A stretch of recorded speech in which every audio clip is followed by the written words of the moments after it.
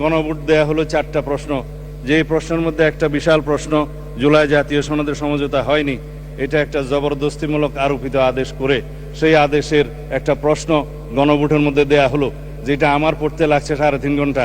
জনগণ সেটা পড়ে হ্যাঁ এবং না দিয়েছে কিনা আমি জানি না। তবে 4টা ভোট, 4টা প্রশ্ন, সেই প্রশ্নের মধ্যে একটা অ্যান্সার দিতে বলা হয়েছে, আইদার হ্যাঁ অথবা না বলুন। কিন্তু 4টা ভোটে তো 4টা প্রশ্ন থাকা উচিত ছিল যে আমরা কোন কোন প্রশ্নে হ্যাঁ বলবো, কোন কোন প্রশ্নে না বলবো, সেই অপশনও ছিল না। আমি সেই লম্বা বাহাসে যাচ্ছি না। তারপরও গণভোটের রায় যদি বাস্তবায়ন করতে হয়, সেই গণভোট এই আইন অনুসারে, সেই রায় অনুসারে সংবিধানে আগে সংস্কার আসতে হবে, সংবিধানে সংশোধন আসতে হবে।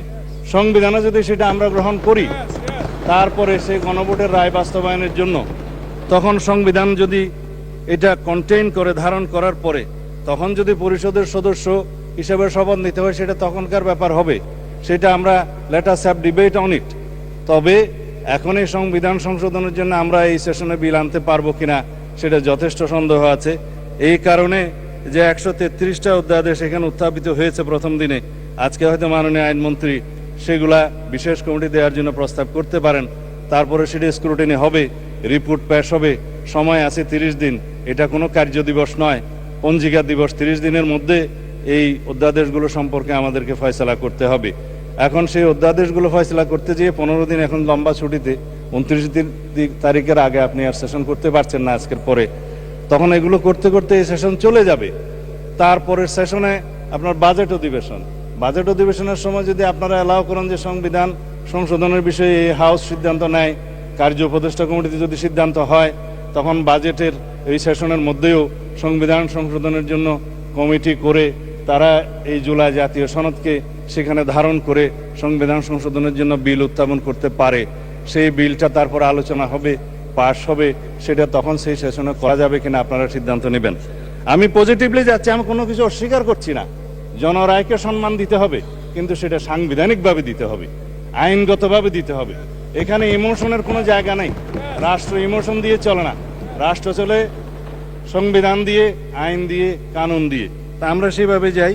আমি বিরোধী দলের মাননীয় বিরোধী দলে না থাকে যথেষ্ট সম্মানের সাথে এটা প্রস্তাব দিতে চাই যে আসুন আমরা কার্য উপদেষ্টা কমিটিতে সে বিষয়ে আলোচনা করি, কখন সংবিধান সংশোধনের জন্য আমরা বিল উত্থাপন করতে পারবো এবং জুলাই জাতীয় সনদকে আমরা অক্ষরে অক্ষরে পালন করতে আমরা প্রতিশ্রুতিবদ্ধ।